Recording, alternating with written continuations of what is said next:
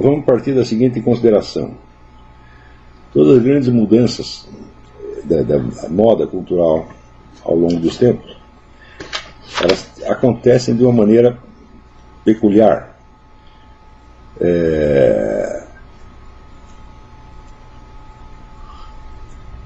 Dificilmente um conjunto de ideias, valores e símbolos é abandonado por ter sido, vamos dizer, atacado diretamente, refutado ou superado. O que acontece é o surgimento de uma nova camada de intelectuais socialmente distinta da que anteriormente era dominante, e esta nova camada, então, vem, vamos dizer, com novos interesses e dirigindo a sua atenção para outros temas, outras questões, de tal modo que, num prazo relativamente curto,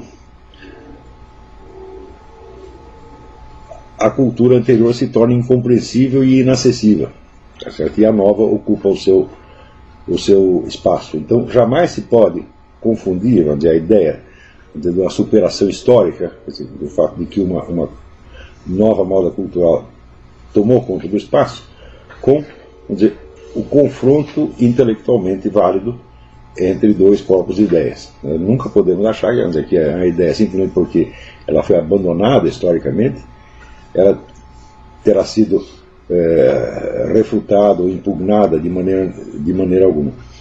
Essa impugnação nunca acontece. Isso aí, não há nenhum caso, vamos dizer, de moda cultural que tenha mudado porque as ideias anteriores foram efetivamente examinadas e refutadas. Se elas fossem examinadas e refutadas, você ainda estaria dentro do mesmo quadro, quer dizer, estaria discutindo o mesmo corpo de questões, não é isso?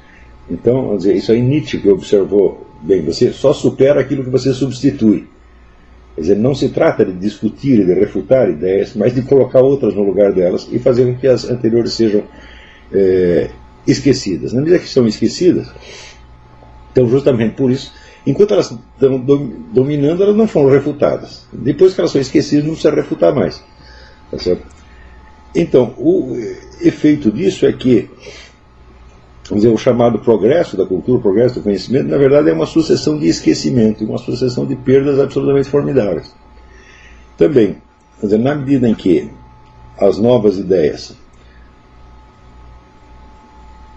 ocupam o lugar das anteriores e já não tem mais satisfações a prestar a elas, então significa que o número de perspectivas que você tem para julgar as ideias vigentes vai diminuindo. Isso aí é um processo mais ou menos uniforme na história do Ocidente. Quer dizer, a gente pode observar uma tendência geral à uniformização. Na medida que você vai abandonando as perspectivas anteriores, em que as novas vão ocupando todo o espaço, né? E as anteriores se tornam inimagináveis ou impensáveis, exceto por um número muito pequeno de pessoas, né? Justamente por isso, as novas ideias que ocupam o cenário, elas o fazem com uma grande liberdade de ação.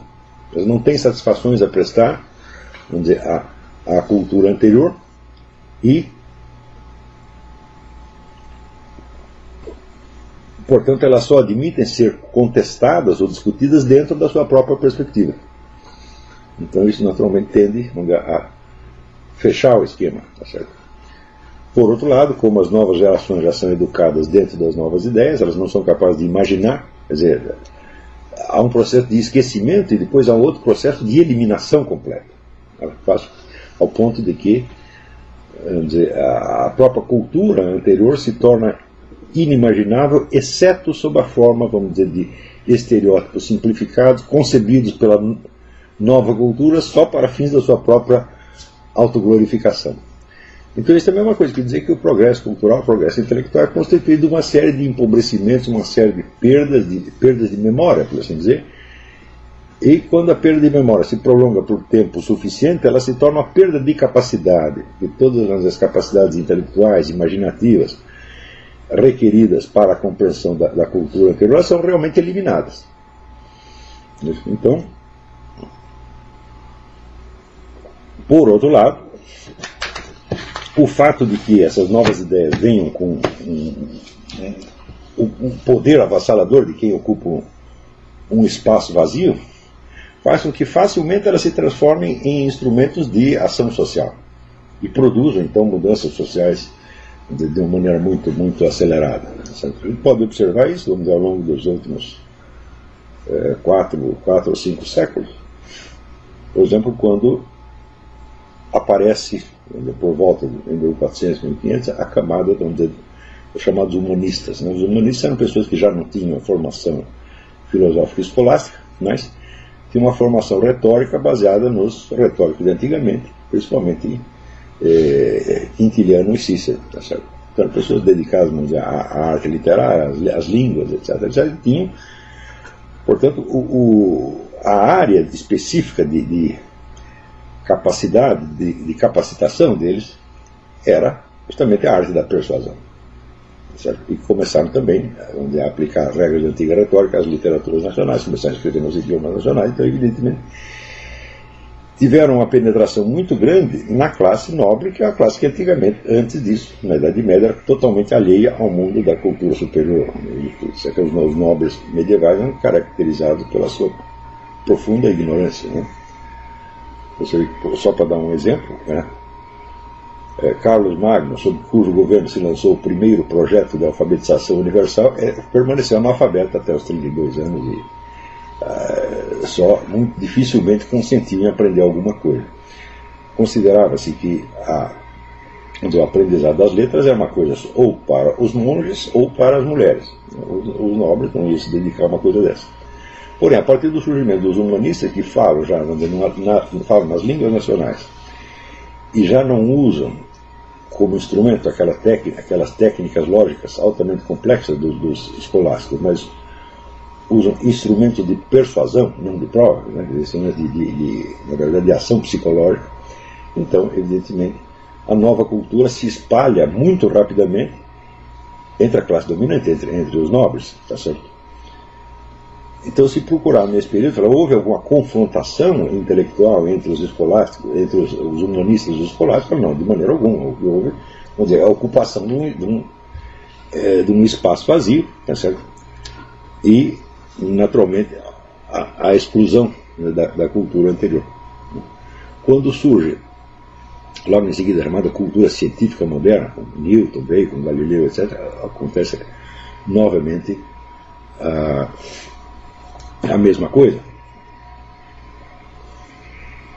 O que pudesse restar da cultura escolástica, né, é novamente preterido em função de uma nova cultura emergente, que ainda vinha, vamos dizer, com a promessa de aplicações técnicas que resultariam diretamente no acréscimo de poder das classes dominantes. Né? Então, é totalmente errado nós dizemos que aí houve um progresso do conhecimento. Não, houve uma mudança social muito profunda, tá certo? Mas o conhecimento, enquanto tal, você não pode dizer que progrediu, porque só existe progresso, vamos dizer, quando aquele terreno conquistado é conservado, absorvido e ampliado, vamos dizer, absorvido e superado, dentro de uma estrutura maior. E isso nós podemos dizer que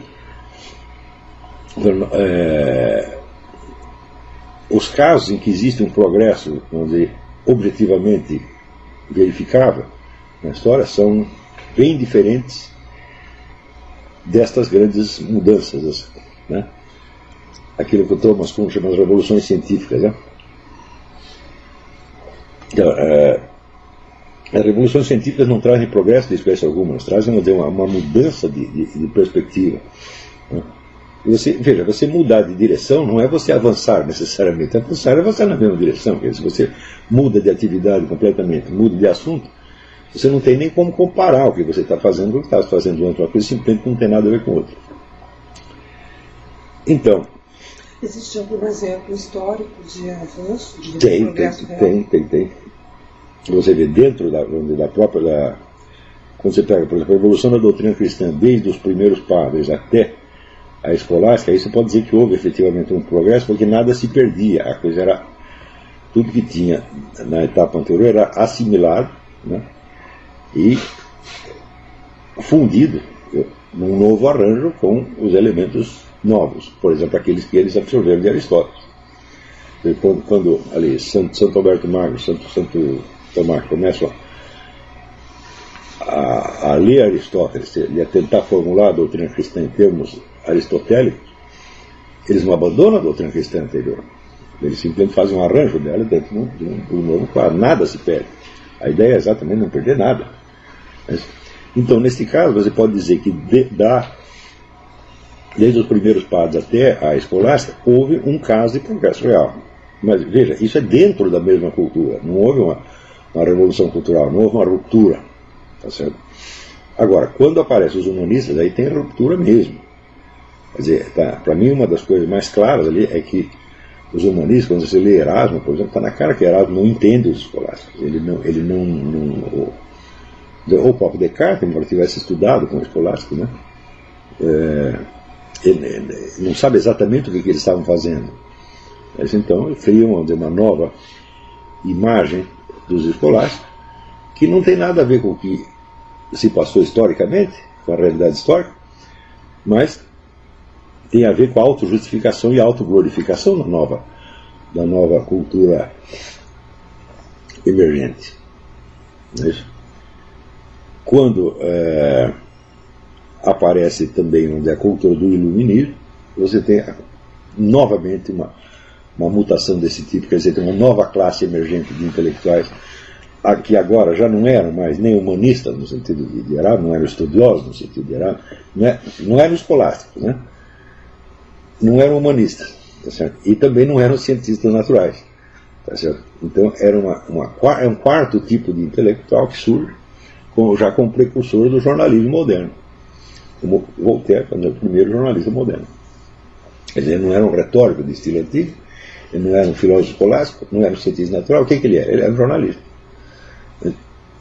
Então a formação do intelectual como formador, a ideia do formador de opinião pública, aparece justamente aí no iluminismo, e é uma classe social totalmente diferente de uma origem social distinta, tá certo?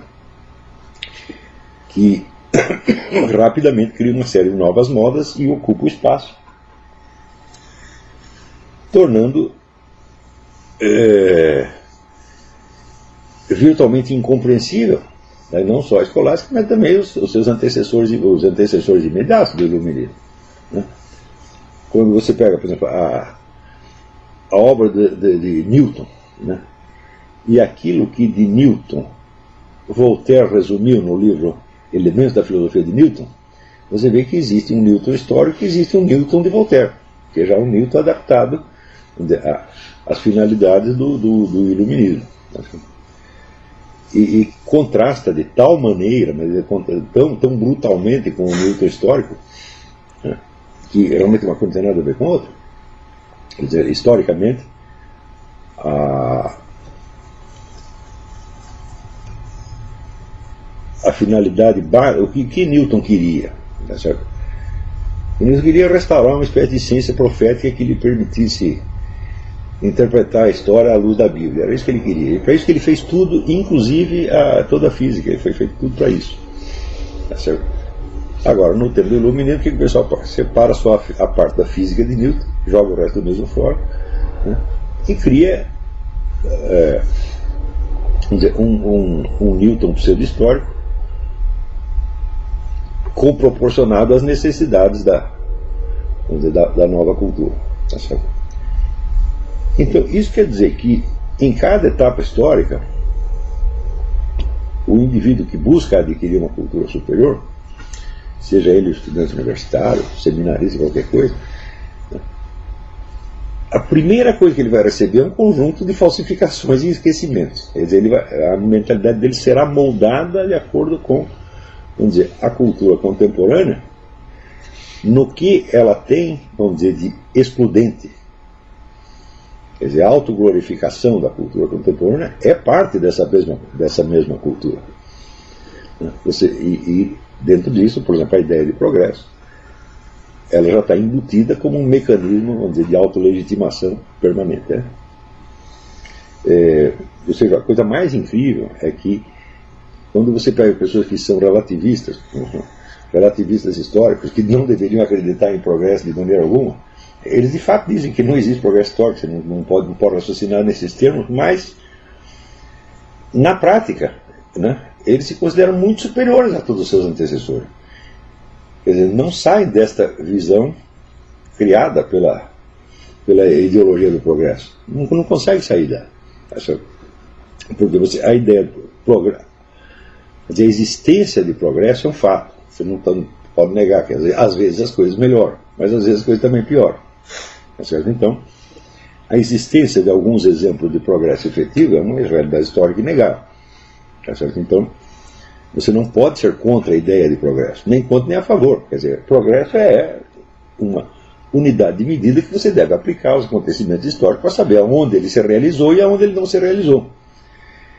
Qual é o contrário do progresso? Você dizer o atraso? Mas a regressão, eu falo, não. Por quê?